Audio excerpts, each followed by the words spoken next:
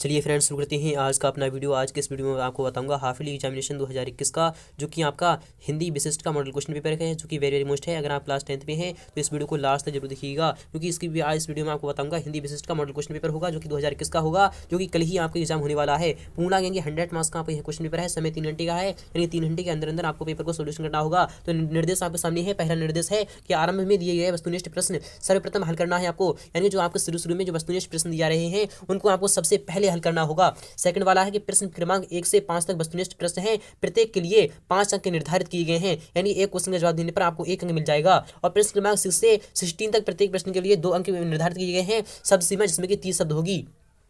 चौथा लेते हैं कि प्रश्न क्रमांक 17 से यानी 19 तक प्रत्येक प्रश्न के लिए आपको 3 अंक निर्धारित किए गए हैं, शब्द सीमा जिसमें कि 75 शब्द होगी। तो पांचवा है कि प्रश्न क्रमांक 20 से 25 तक प्रत्येक प्रश्न के लिए आपको 4 अंक निर्धारित किए गए हैं, शब्द सीमा जिसमें कि 120 शब्द होगी। सातवां है कि प्रश्न क्रमांक 28 के लिए आपको 10 अंक निर्धारित किए गए हैं। तो शुरू करते हैं आज का अपना वीडियो। पहला क्वेश्चन आ चुका है आपके सामने, वेरी मोस्ट है, भी बार बार आता है। उचित शब्दों का चयन कर आपको रिक्त स्थानों की पूर्ति करना है, यानी कि आपको फिल इन द ब्लैंक्स, आपको रिक्त स्थानों की पूर्ति करना है। तो पहला क्वेश्चन आ चुका है, यानी क्वेश्चन नंबर 2 का पहला वाला क्वेश्चन है। पहले वाले क्वेश्चन का पहला वाला क्वेश्चन है कि द्वंद्व समास का उदाहरण होता है, यानी द्वंद्व समास जो होता है जिसमें कि बीच में डैश होता है, यानी डैश होता है, यानी कि का, की के आदि शब्द छुपा होता है। तो माता पिता, यानी कि माता और पिता, यानी कि आपका यहाँ पर ये आ जाएगा, यानी जो द्वंद्व समास है वह आपका माता पिता का आ जाएगा। राजगृह आपका किसी और का होगा।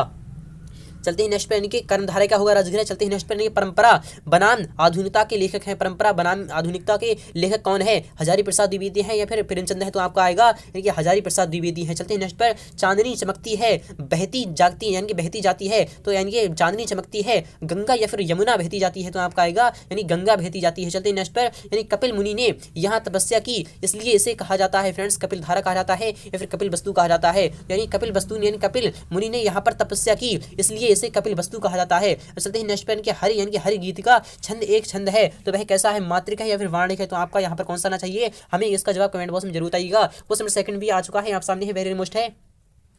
क्वेश्चन नंबर 2 कह रहा है कि सही विकल्प आपको चुनकर लिखना है। क्वेश्चन नंबर 2 का पहला वाला क्वेश्चन है कि कहानी सम्राट एवं उपन्यास सम्राट है महादेव वर्मा है, प्रेमचंद है, उदय यानी कि उदय शंकर भट्ट है, वृंदावन लाल वर्मा है? तो इसका जवाब आपको कमेंट बॉक्स में बताना होगा। विनय के पद में निवेदन कर रहे हैं सूरदास, मीराबाई, तुलसीदास, जायसी? तो आपका यहाँ पर कौन सा जवाब आना चाहिए? यानी कि मीराबाई है, सूरदास आएंगे। जी हाँ फ्रेंड्स, आपके सूरदास आएंगे, यानी कि पहला वाला ऑप्शन आपका सही हो जाएगा। चलते हैं नेक्स्ट पर, किसान के हाथ पैर यानी कि किसे कहा गया है? तो किसान के हाथ पैर जो होते हैं, गाय को कहा गया है, बकरी को कहा गया है, या फिर बैल को कहा गया है, फिर भैंस को कहा गया है? तो वह बैल को कहा गया है, यानी बैल का आपका ऑप्शन नंबर बी आपको यहाँ पर सही हो जाएगा। क्वेश्चन नंबर 4 है, जिस सामाजिक पद में पहला पद प्रधान और अव्यय हो उसे कहते हैं, जिसमें यानी जिस सामाजिक पद में पहला पद प्रधान और यानी कि और अव्यय हो उसे कहते हैं कर्मधारय कहते हैं, अव्यय भाव कहते हैं, यानी कि अव्यय भाव समास। आपका ऑप्शन नंबर यहाँ पर सही हो जाएगा। चलते हैं 5 वाले भी क्वेश्चन मिलते हैं। रोला छंद के यानी रोला छंद के प्रत्येक चरण में कितनी मात्राएं होती हैं? तो रोला छंद के प्रत्येक चरण में उसकी कितनी मात्राएं होती हैं? तो वह कितनी होती हैं? 16 होती है या फिर 24 होती हैं? तो आपका यहाँ पर जवाब आएगा यानी 24 होती है। चलते हैं नेक्स्ट वाले भी क्वेश्चन मिलते हैं,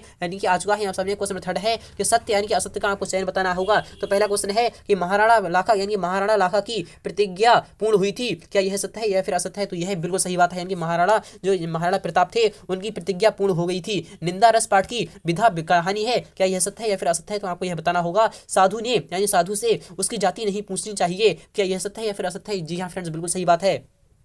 समाज के 5 भेद होते हैं, नहीं दोस्तों समाज के 6 भेद होते हैं। कर्ण रस के स्थायी भाव क्या होता है? तो कर्ण रस का स्थायी भाव होता है क्रोध। जी हाँ फ्रेंड्स, क्रोध होता है यानी गम होता है। क्वेश्चन नंबर 5 भी देते हैं, क्वेश्चन नंबर 4 भी देख लेते हैं। सही जोड़ियां बनाना है आपको, यानी मैच द बर्ड्स आपको मिलान करना होगा। तो स्तंभ खा आपके सामने आ चुका है कि परीक्षा क्या होता है? परीक्षा होता है वह क्या होता है? और यानी कि रक्षाबंधन क्या होता है? तो आपको पता होगा कि रक्षाबंधन क्या होता है, यानी किसके लिए है? उद्बोधन क्या होता है? और शांत रस किसे कहते हैं? जो शांत रस होता है वह क्या होता है? संधि क्या होता है? आपको इन तीनों का यानी कि इन सभी का आपको जवाब देना होगा कमेंट बॉक्स में। चलते हैं नेक्स्ट वाले भी क्वेश्चन देते हैं। क्वेश्चन नंबर 5 भी आ चुका है यहाँ सामने है, एक वाक्य में आपको उत्तर देना होगा। यानी क्वेश्चन नंबर 5 का पहला वाला क्वेश्चन है कि मीठे फल का आनंद लेने वाला कौन होता है? यानी मीठे फल का आनंद लेने वाला कौन होता है? मनुष्य होता है, पर वह कैसे होता है? कोई एकांकी में कितने अंक होने चाहिए? और गोपाल की आकृति कैसे होती है? रस के कितने अंग होते हैं? और 2 पदों के मेल को क्या कहते हैं? आपको इन सभी का क्वेश्चन का जवाब देना होगा, एक शब्द या फिर एक वाक्य में आपको इसका आंसर देना होगा। क्वेश्चन नंबर 6 है कि यानी स्तुति खंड में जायसी ने कितने द्वीपों और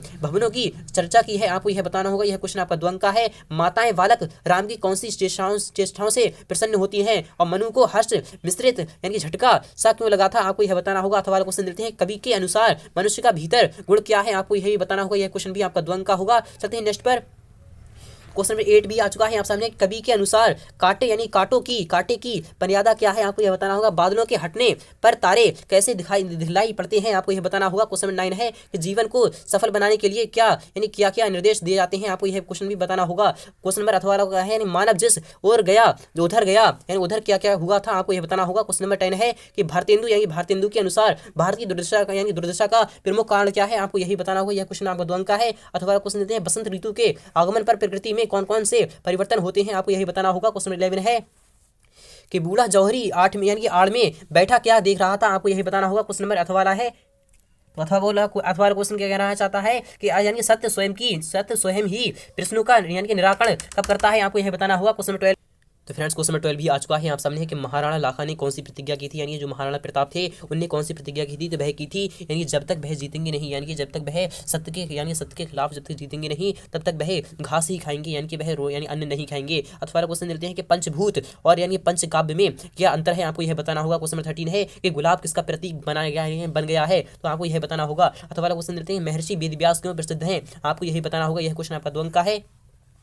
क्वेश्चन 14 देते हैं कवि ने बेटियों को गौरव कथाएं क्यों कहा गया है, स्पष्ट करना है आपको। यह क्वेश्चन वेरी वेरी मोस्ट है। अथवा क्वेश्चन देते हैं लेखक ने निंदकों को पास रखने की सलाह क्यों दी थी, आपको यह बताना होगा। क्वेश्चन 15 है निम्नलिखित शब्दों का आपको संधि विच्छेद पर संधि का आपको नाम लिखना है, स्वेच्छा और निरक्षर। चलते हैं अथवा क्वेश्चन भी देते हैं कि अथवा क्वेश्चन क्या कह रहा है कि निम्नलिखित का समास विग्रह कर समास का आपको नाम लिखना है, महाराजा और देवपाणी। चलते हैं नेक्स्ट पर चलते हैं। क्वेश्चन यानी 16 है गीतिका छंद की परिभाषा उदाहरण सहित आपको बताना होगा। यह क्वेश्चन भी आपका द्वंद का है। यानी वक्रोक्ति यानी वक्रोक्ति अलंकार की परिभाषा उदाहरण सहित आपको बताना होगी। क्वेश्चन 17 है कवि ने यानी उपनिवेश के दाग किसे कहा गया है, आपको यह स्पष्ट करना है। यह क्वेश्चन भी आपका 3 अंक का होगा। चलते हैं क्वेश्चन 17 का अथवा क्वेश्चन देख लेते हैं कि स्वामी जी के साथ हिमालय यात्रा में यानी भगिनी निवेदिता को क्या अनुभव हुए थे, आपको यह बताना होगा। क्वेश्चन नंबर 18 है कि संधि एवं समास में कोई 3 आपको अंतर बताना होगा। क्वेश्चन नंबर अथवा है यानी कि अर्थ के आधार पर वाक्यों के कितने भेद होते हैं और रस की परिभाषा एवं उसके यानी कि भेद आपको बताना होगा। अन्योक्ति अलंकार की आपको परिभाषा एवं उसका उदाहरण देना होगा। क्वेश्चन नंबर 20 है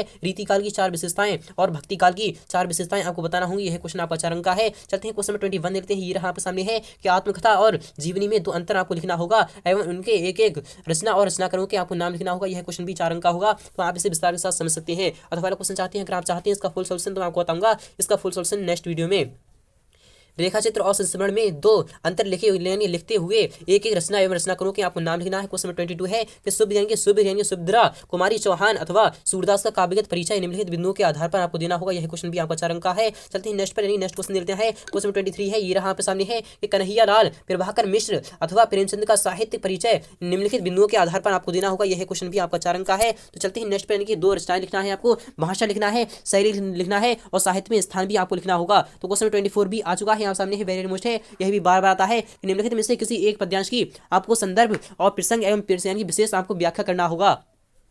तो बिना विचारे जो करे सो पछताएंगे सो पीछे पछताए, काम बिगाड़े आपनो जग में होत हंसाए, जग में होत हंसाए, चित्त में चैन न पावे, खान पान यानी सन्मान, राग रंग यानी मन ही न भावे, कहे गिरिधर कवियाय यानी कविराय, दुख कहू कछु हरत न हारे, कठत यानी कटकत है जिये माही, क्यों जो बिना विचारे। आपको यही इसकी व्याख्या करना है, प्रसंग सहित व्याख्या करना होगी। अथवा क्वेश्चन देते हैं, अगर आप चाहते हैं इसका फुल सोल्यूशन तो मैं आपको बताऊंगा इसका फुल सोल्यूशन अभी। अथवा क्वेश्चन देख लेते हैं कि बांध लेंगे क्या तुझे यह मोम के बंधन सजीले, पंथ की बाधा बनेंगे पतलियों के पर रंगील, और यानी कि विश्व का क्रंदन भुला देगी मधुप की यानी कि मधुर गुनगुन, क्या डुबो देंगे तुझे यह फूल के दल ओस गीले, या तू ना यानी कि अपनी छां को अपने लिए करा यानी कारा बनाना, जाग तुझको दूर जाना है। आपको इसका भी क्वेश्चन का जवाब देना होगा। क्वेश्चन 25 भी आ चुका है यहाँ सामने, वेरी मोस्ट है। तो निम्नलिखित में से किसी एक गद्यांश की यानी संदर्भ प्रसंग एवं विशेष आपको व्याख्या करना होगा। क्वेश्चन यानी कि मैं अपने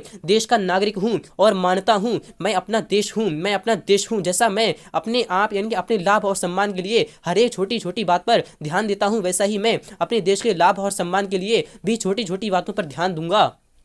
यह मेरा कर्तव्य है और जैसे जैसे मैं अपने सम्मान और साधनों से अपने जीवन में सहारा पाता हूं, वैसे ही देश के सम्मान और साधनों में भी सहारा पाऊंगा। यह मेरा अधिकार है। अथवा वाला क्वेश्चन देते हैं कि वह विश्वास कर बिक जाता है, धर्म पर झुक जाता है, सबको सबको सहता है पर शिकायत नहीं करता, सबकी सुनता है पर अपनी ओर से कुछ नहीं कहता, यानी कहता वह यानी कभी थक कर नहीं बैठता, कुछ कर नहीं चलता और त्याग में भी प्राप्ति पर परिश्रम से आनंद पाता है। दुख का पहाड़ आ जाए तो सुख की क्षीण रेखा का यानी कि रेखा वह सदा मुस्कुराता है और अकेला रह जाने पर भी अपनी राह नहीं छोड़ता है, वह है किसान। इसलिए आप इसकी व्याख्या कर सकते हैं। क्वेश्चन नंबर 26 भी देते हैं। क्वेश्चन नंबर 26 भी आज का है आप सामने। क्वेश्चन नंबर 26 है, निम्नलिखित अपठित यानी कि यह आपका अनसीन पैसेज है कि पढ़कर आपको दिए गए प्रश्नों के उत्तर देना होगा। ऐसा देखा जाता है कि अधिकांश लोग अपने बहुमूल्य समय को व्यर्थ में ही व्यतीत करते हैं, परंतु फिर भी तो वही यानी वही बात की जाती है कि आप बचना यानी कि अब पछताए होत का जब यानी कि जब चिड़िया चुग गई खेत, यानी कि अब पछताए से यानी कि होता क्या है जब चिड़िया चुग गई खेत। आज हम लोग जितना समय व्यर्थ की यानी कि व्यर्थ की बातों में गुजार देते हैं, यदि उसका यानी कि 10वां भाग भी यानी कि 10वां भाग भी सदुपयोग करना सीख लेंगे तो हमें जीवन में सफलता मिल जाएगी। प्रश्न आपके सामने है कि उपयुक्त गद्यांश का आपको उचित शीर्षक देना होगा और यानी कि उपयुक्त गद्यांश का आपको सारांश देना है। समय का उपयोग कैसे कार्यों में होना चाहिए आपको यह बताना होगा। क्वेश्चन नंबर 27 है कि विद्यालय के बैंक यानी कि बुक बैंक से निःशुल्क पुस्तकें प्राप्त करने हेतु प्रचारक यानी प्रधानाचार्य को आवेदन पत्र आपको देना होगा। यह क्वेश्चन आपका 5 अंक का है। अथवा देते हैं कि अपने मित्र को अपनी बड़ी बहन की शादी में उपस्थित हेतु यानी होने हेतु आमंत्रण पत्र आपको देना होगा। क्वेश्चन नंबर 28 है, निम्नलिखित में से किसी एक विषय पर आपको 200 या फिर 50 यानी 200 या 250 शब्दों में यानी कि आपको सारगर्भित निबंध लिखना होगा। नारी शिक्षा, विज्ञान की बढ़ती चरण पर, पर्यावरण संरक्षण पर या फिर राष्ट्रीय एकता पर, यानी निम्नलिखित में से किसी एक विषय पर निबंध की आपको रूपरेखा लिखना है। अनुशासन और विद्यार्थी जीवन, समाचार पत्र, राष्ट्रीय पर्व, स्वच्छ भारत। उम्मीद करूंगा आपको वीडियो बहुत ही अच्छी लगी होगी। अगर वीडियो अच्छी लगी है तो वीडियो को लाइक करना, शेयर करना बिल्कुल भी ना भूलें। मिलते हैं नेक्स्ट पार्ट में फुल